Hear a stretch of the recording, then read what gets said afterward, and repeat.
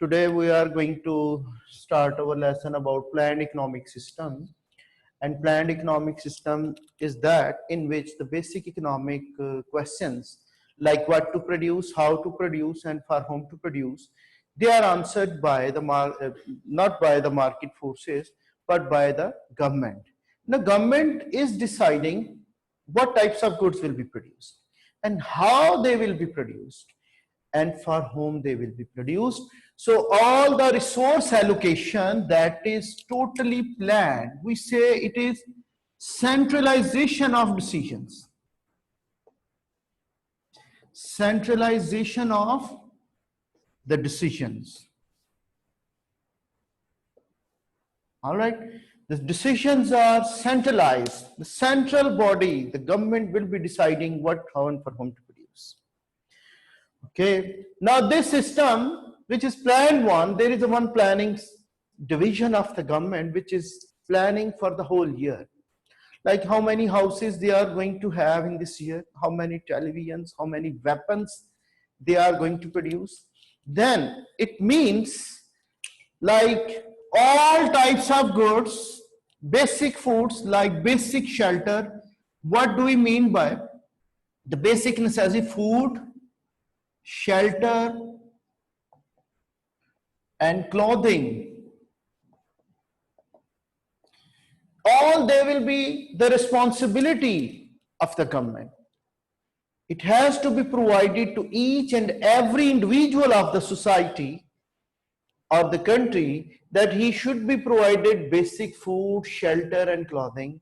Our food is also supplied by the government, shelter is also provided by the government, and clothing is also provided. You will be thinking that how is it possible that government is supplying these things?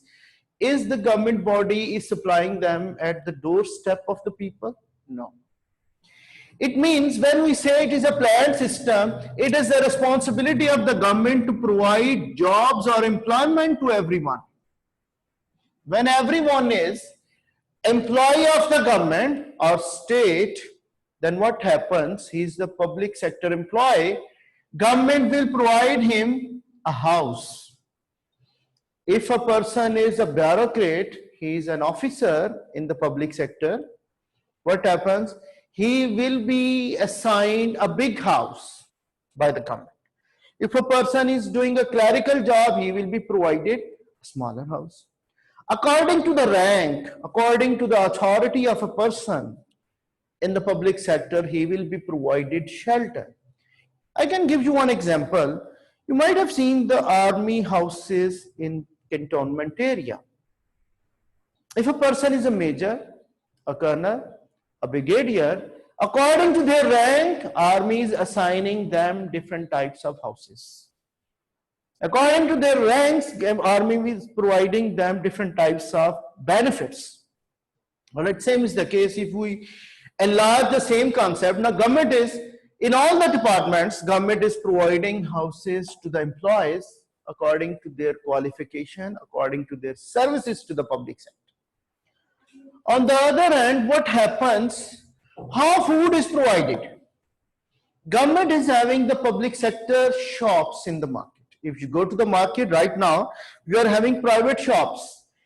Assume that now all these shops are also owned by the public sector, and a person who is sitting in that shop is also a state employee. So if an employee is provided a shelter, he is paid the salary as well. Out of that salary, he wants to buy food and clothing. He will go to the government depots, government shops in order to buy food, in order to buy clothing. So subsidized food and clothing will be provided to them by the government. Everyone is the employee of the government. Or if a person is more educated, he can compete for higher posts in the public sector jobs. And if a person is less educated or physically stronger, then he can be employed in another department of the public sector like army or in any other physical work. So in that case, this is the responsibility of the government to provide food, shelter, and clothing to everyone. Like roti, kapda, makan, that will be provided by the government, this is the slogan of our political party, Pakistan People's Party. They are actually having this type of political system in which they are going to have more planned economy, more socialized society. Okay, so this system is talking about centralization of decisions, and here all the basic necessities of life will be provided by the state. Jobs, opportunities will be created by the government, and they will be provided to the people according to their qualification. Like a farmer is plowing his field in order to produce different types of crops. Government says you are no more the owner of this piece of land. This field is now owned by the state. You are just the employee. Government will supply you the fertilizer. Government will supply you the different types of things which are required to produce crops. But you will be paid the salary, not the profit of this, because it is going to be owned by the state and it will be distributed by the state itself, not by the farmers or not by the markets. Okay, now all the sectors, either they are primary sector, manufacturing or services sectors, they are all managed and having decisions, centralized decisions are made by the state. Now we can say there is going to be the public ownership. Public ownership. We don't find any type of private ownership of the resources and businesses. Although private people are also doing their business, but they are very at smaller scale. If any business is going to be enlarged, government can snatch it, because all the resources, they are owned by the state. There is public ownership. Government is the deciding body. They say if there are more income inequalities due to market system, there is a gap between rich and poor. That is the root cause of social unrest in the society. In order to eradicate this class system, what happens? The government has decided to take over all the economic activities in order to produce and distribute the goods accordingly in the society, rather to have more income inequalities. So for that purpose, they are having public ownership, not the private ownership. If any person is having more increase in his business size, private sector business is enlarging, government will snatch it and then it will be nationalized by hook and crook. So we say this is the public ownership. There is no private interest. No one is motivated to earn profit. Everyone is concerned about the salaries, whether they are paid or not. If they are unpaid, then they will have to be paid by the government. They have a strong confidence that government is taking care of their different types of sufferings. So we say there is a public ownership. There is no private, because private sector can create some type of injustices in the society which is causing income inequalities. So we say the public ownership is there. What is the motivation? Motivation is that we should have the social welfare maximization. Social welfare maximization. It is not aiming to have the private welfare maximization or profit motivation is there, or there is no private ownership as a motivation. It is having social welfare maximization, that overall the welfare of society should be maximized. That is the main aim of this planned economic system. Actually, planned economic system was given by Karl Marx. Who gave it? Karl Marx. Karl Marx, he actually gave this system. And okay, he wrote a book, Marxism or Socialism or Communism. He wrote one of the book. So he gave this role of the government in the economic activities. He said, he studied the history of economic system. He said, history is a dialectical process of growing ideas. One idea grows and it prevails the whole society. Later on, the opponents of the same idea come up from the same society and then they prevail. He said, free market system that has prevailed. Now its opponents will be coming from the same system of free market or capitalism, and those opponents will be prevailing in the society. And he said the next era will be about socialism or planned economic system that will take place after the fall of or decline of the capitalism. He said in the next era we will be having this type of economic system where state will be deciding or society will be deciding in order to maximize the social welfare rather than the private welfare. Okay, what are the outcomes? Outcomes of this system are that it is having more equal distribution of income. It is claimed that they will have more equal distribution of income by having social welfare maximization.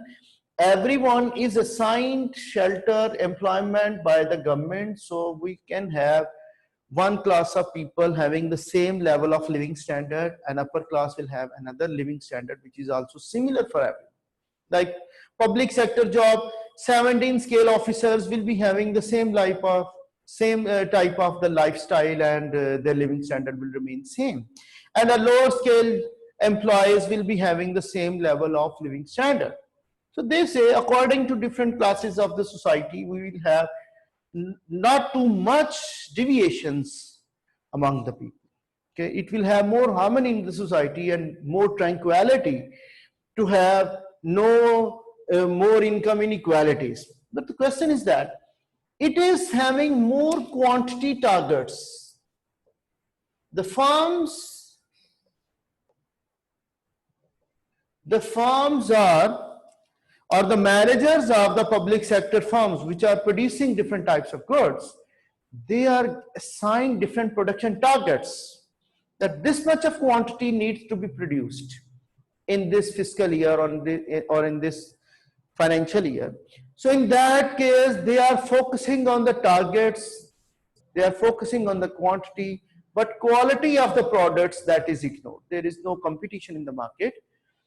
Everything is state owned. If cars are produced, they are also produced by the state and no competitor is there. Then the quality of that car will be very, very poor because they have focused only on the quantity of cars, not on the quality. Poor quality goods are produced when we are targeting the production levels. And at the same time, they are having different types of productivity incentives, like bonuses are paid to the employees when they have achieved the targets. And different types of promotions are also given to the managers whenever they are able to achieve their targets. The thing is that in which direction the state is employing the factors of production or the resources of an economy.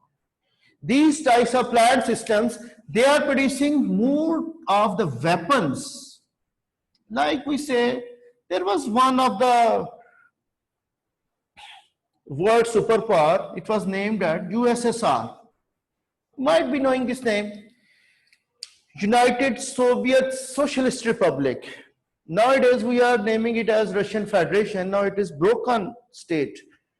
USSR, that was one of the super world power in the world before 1992. It was collapsed in 1992.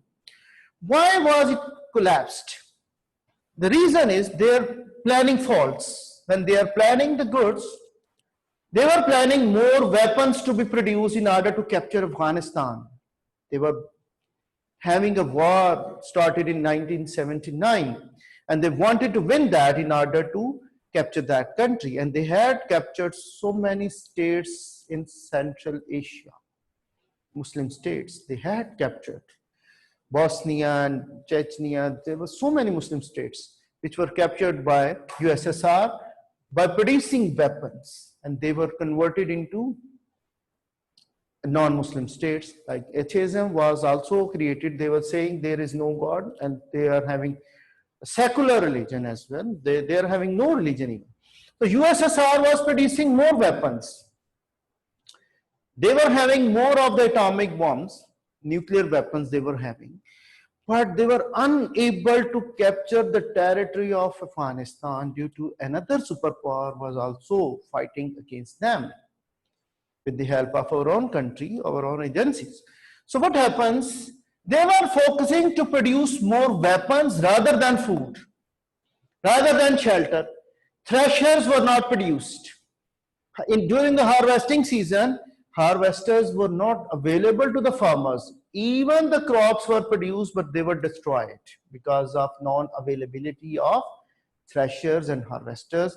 Even the fertilizers were not available. So what happened in that country in 1992? The last president of USSR was Gorbachev, and the whole USSR was collapsed. It was broken into many countries because of the planning faults. Food was not available. When people were trying to get food, there was a long queue to stand in to get food. There was a long queue to get clothing. And it has emerged another class system which is called bureaucrats. Bureaucracy was emerged, another class system. Free market economy was having two classes, rich and poor, okay, entrepreneur and working class, okay. But planned system is having rich people, poor people, and bureaucrats, which are the state employees. They are the officials of the state. They are having more income, and state was quite stronger, and people were having very, very poor living standard. So because of the planning faults, when they were producing weapons, not food, shelter, and clothing, people were starving for food. They were not having food to survive. So that system was not broken by a war, but that was broken by its internal planning faults. Starvation has broken this planned economic system. It started its power after the First World War in 1918. It started in Russia. Stalin and Lenin, they started this economic system to be implemented, which was designed by Karl Marx. Karl Marx was not a politician. He had written this system, but it was taken by Stalin and Lenin in order to implement it in Russia in 1918, after the First World War. And it was collapsed in 1992. After the 70 years, it is a human-made economic system. It was unnatural. The state will decide everything. So it took the life of one human being, round about 70 years, to be collapsed. Okay, so planning is the main fault. Public goods, they were provided more in this system, but private goods are no more there. Because of no competition, there was lack of investment. And that was also having no international trade. It was not exporting, it was not allowing any other country to trade with Russian states, because they did not allow the foreign goods to enter. Otherwise, their own goods will not be sold, as they are already poor quality. And when they are not allowing other countries to trade with their country, so other countries are also disallowing them to buy the goods from USSR. So that was only a landlocked country which was not having any external trade. It was having fixed exchange rate. And due to no trade, due to many other problems, it collapsed. And it was having more of income inequalities, which was their claim that they would be able to reduce the income inequalities. But actually, they were unable to reduce. They were able to have more stronger income inequalities in the form of state and in the form of poor people. State was quite stronger than anybody else in the society. State was very, very strong. So in that case, if you see Leningrad, Stalingrad, these are the palaces. They were constructed by the USSR in order to show a marvelous lifestyle of the rulers. But the people were living a very poor quality life in a poor or damaged houses or with no houses, and poor quality food was there. Jobs were not created in that system because of no investment. So the whole system was having a collapse, a closure. So that was about the planned economic system. In our next class, I will be asking you to write the mixed economic system by yourselves. And then we will be concluding this chapter as well by doing PPC in detail. Then the rest of the chapter will be concluded. I hope so. You will be able to understand the things very easily. Generally, I have conveyed you many things. You can go through your books or any reading material. So then we will be doing the next, in our next class, the rest of the things will be done. Thank you.